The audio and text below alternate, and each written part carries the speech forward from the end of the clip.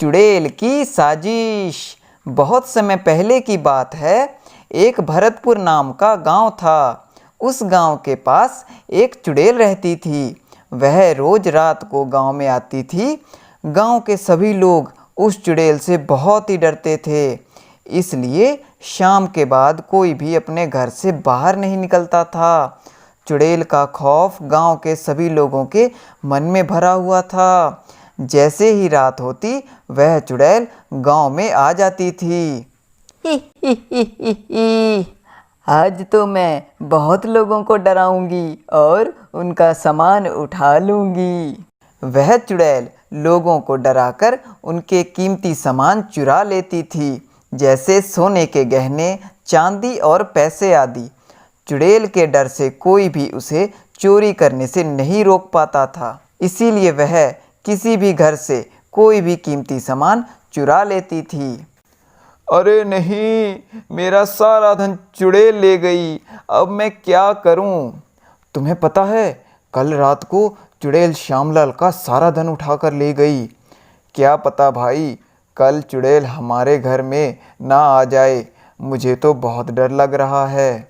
इसी तरह वह चुड़ैल रात को आती और किसी एक घर में उनका कीमती सामान उठाकर ले जाती। घर के लोग डर के मारे कहीं पर छुपे रहते। उसी गांव में एक व्यक्ति था जिसका नाम रमन था। वह बहुत ही बुद्धिमान था। तब उस बुद्धिमान व्यक्ति ने सोचा, कुछ तो गड़बड़ है रेखा। यहाँ कुछ और ही कहानी चल रही है, क्योंकि एक चुड़ैल को धन आदि से क्या मतलब हो सकता है। चुड़ैल को तो इंसानों को नुकसान पहुंचाना अच्छा लगता है। पता नहीं जी, मुझे तो बहुत डर लग रहा है। कहीं चुड़ैल आज हमारे घर ही ना आ जाए। नहीं रेखा, बात कुछ और ही है। मुझे पता लगाना होगा। फिर रमन इस बात का पता लगाने निकल गया और गांव से थोड़ी ही दूर जाने पर उसे एक झोपड़ी दिखाई दी। यह झोपड़ी पहले तो यहाँ नहीं थी, अब ये कहाँ से आ गई? वह उस झोपड़ी के पास गया। वहाँ दो आदमी आपस में बात कर रहे थे। रमन उन्हें खिड़की से देखने लगा। वे दोनों चोर थे जो कि अपने गांव से भगा दिए गए थे। एक चोर का नाम साबू और दूसरे का नाम गोरा था, और वही दोनों ही वह चुड़ैल थे। उनमें से एक चोर हर रात को चुड़ैल का भेष बदलकर लोगों को डराते और उनका कीमती सामान चुरा लेते थे। कल तो बहुत ही धन चुरा लिया है, आज तुम चुड़ैल बनकर जाना। ठीक है साबू, आज मैं बड़े वाले घर में जाऊंगा। बहुत ही बढ़िया, ऐसे तो हम कुछ ही दिनों में बहुत सारा धन इकट्ठा कर लेंगे और यहाँ से भाग जाएंगे, और हम पर किसी को शक भी नहीं होगा। उन्हें लगेगा चुड़ैल भाग गई। हा हा हा हा। उनकी सारी बातें सुनकर रमन सारी कहानी समझ जाता है और गांव जाकर सभी लोगों को सारी बात बता देता है। आज रात को हमें उनके आने का इंतज़ार करना होगा। जैसे ही वो आएंगे हम उन्हें पकड़ लेंगे। ठीक है, हम ऐसा ही करेंगे रमन भाई। हाँ हाँ भाई, हम ऐसा ही करेंगे। जैसे ही रात हुई, गांव वाले एक जगह पर छुप गए और चुड़ैल के आने का इंतज़ार करने लगे। जैसे ही वह चोर चुड़ैल बनकर वहां आया और घर में घुसने लगा, तभी गांव वालों ने उसे पकड़ लिया और उसे बुरी तरह से पीटा और उसे गांव की जेल में बंद कर दिया। और वे दूसरे चोर के पास गए और उससे अपना सारा धन वापस ले लिया और उसे भी जेल में बंद कर दिया। अब गांव में किसी भी चुड़ैल का खतरा नहीं रहा। सभी ने रमन का धन्यवाद किया।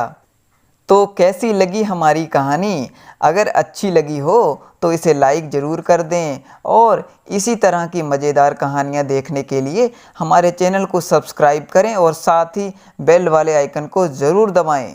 लालची बर्गर वाली। एक छोटे से नगर में हीरा नाम का आदमी रहता था। उसकी पत्नी का नाम अंजलि था। हीरा बहुत ही बुद्धिमान व्यक्ति था, पर उसकी पत्नी थोड़ी लालची थी। वे दोनों कोई नया व्यापार शुरू करना चाहते थे। अंजलि हमें कौन सा व्यापार खोलना चाहिए जो बहुत ही जल्दी चलने लगे? हमें फल बेचने का व्यापार शुरू करना चाहिए। नहीं अंजलि, हमारे नगर में बहुत सारी फल और सब्जियों की दुकानें मौजूद हैं। हमें कोई नया व्यापार खोलना होगा जो यहाँ पर कोई नहीं करता और वह जल्दी से चलने लगे। ऐसा कौन सा व्यापार है जी जो यहाँ पर कोई नहीं करता? इसके लिए हमें शहर जाना होगा। वहाँ हमें कोई नए व्यापार का उपाय मिल सकता है। ठीक है जी, कल हम शहर चलते हैं फिर। अगले दिन वे दोनों शहर की ओर निकल गए। वहाँ कुछ देर तक घूमने के बाद उन्हें एक स्टॉल दिखाई पड़ी जहाँ बहुत से लोग खड़े थे और कुछ खा रहे थे। तब वे दोनों उस स्टॉल के पास गए। वह बर्गर की स्टॉल थी जहाँ स्टॉल का मालिक 20 रुपए में ग्राहकों को स्वादिष्ट बर्गर खिला रहा था। उन दोनों ने भी बर्गर खाकर देखा। अरे वाह अंजलि, यह तो बहुत लाजवाब है। सही कहा जी, ये तो बहुत ही स्वादिष्ट है।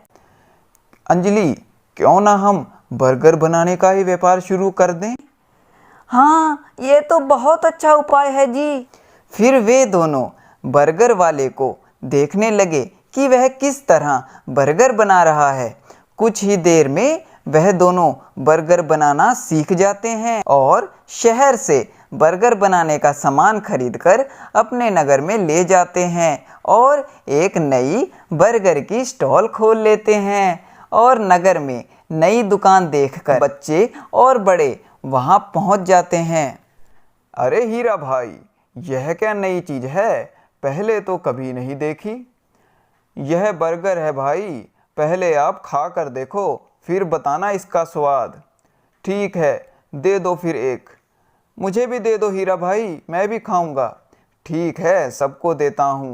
फिर हीरा और अंजलि ने मिलकर बर्गर बनाए और उन्हें ग्राहकों को दे दिए। लोगों को उनके बर्गर बहुत ही अच्छे लगे। अरे वाह हीरा भाई, क्या चीज़ खिला दी तुमने, बहुत ही स्वादिष्ट है। हाँ हीरा भाई, बहुत ही स्वादिष्ट है, मज़ा ही आ गया। एक और बना दो, परिवार वालों को भी यह नई चीज़ खिला दूँ, बहुत खुश हो जाएंगे। हाँ भाई, मुझे भी एक और दे दो। इस तरह हीरा और अंजलि के बर्गर नगर में मशहूर हो गए क्योंकि वे दोनों बर्गर में सभी चीज़ें बहुत ही अच्छी क्वालिटी की इस्तेमाल करते थे, जैसे कि बढ़िया तेल, अच्छी क्रीम, नूडल और ताज़ी ब्रेड और सब्जियां आदि, जिससे बर्गर बहुत ही स्वाद बनते थे। उनकी स्टॉल पर ग्राहक दिन भर आते थे। इससे उनकी बर्गर की दुकान खूब चलने लगी, पर उन्हें ज़्यादा मुनाफा नहीं होता था क्योंकि बर्गर का सामान बहुत ही महंगा था। इससे अंजलि खुश नहीं थी, वह और भी ज़्यादा मुनाफा चाहती थी। तब अंजलि ने हीरा को बोला, हमारा काम तो बहुत अच्छा चल रहा है, पर हमें ज़्यादा मुनाफा नहीं हो रहा क्योंकि हम बढ़िया क्वालिटी का सामान इस्तेमाल करते हैं, जिससे हमें कम मुनाफा होता है। क्यों ना हम सस्ते सामान का इस्तेमाल करें? नहीं अंजलि, बर्गर का सस्ता सामान सेहत के लिए हानिकारक होता है। नहीं नहीं, मुझे कुछ नहीं सुनना, अब हम सस्ता सामान ही खरीदेंगे। अंजलि के बहुत कहने पर हीरा ने उसकी बात मान ली। वे अब से बर्गर में सस्ता सामान प्रयोग करने लगे। इस वजह से अब वह बर्गर शरीर के लिए हानिकारक था क्योंकि उसमें डलने वाली सभी चीज़ें बहुत ही घटिया थी, जैसे घटिया तेल, घटिया क्रीम और नूडल आदि। पर बर्गर का स्वाद पहले जैसा ही था। स्वाद अच्छा होने की वजह से लोगों को बर्गर में कोई भी कमी महसूस नहीं हुई। इस वजह से हीरा और अंजलि के बर्गर खूब बिक रहे थे। सस्ता सामान होने की वजह से उन्हें अब काफ़ी मुनाफा होने लगा, जिससे अंजलि बहुत खुश हो गई थी।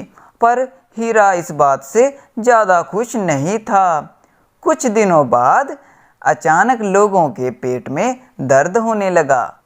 उनकी तबीयत खराब होने लगी। तब वहाँ के मुखिया ने सोचा, यह क्या हो रहा है मेरे नगर में? अचानक सबकी तबीयत क्यों खराब हो रही है? लोगों ने कहा, लगता है यह हीरा और अंजलि के बर्गर की वजह से हुआ है।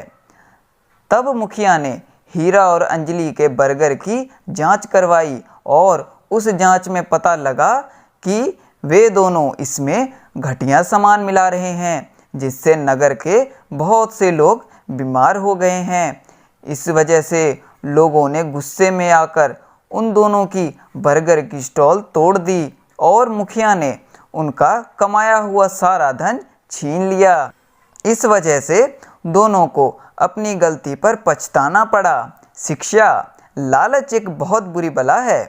कुछ मुनाफे के लिए हमें किसी का नुकसान नहीं करना चाहिए, इससे हमें बाद में पछताना ही पड़ता है।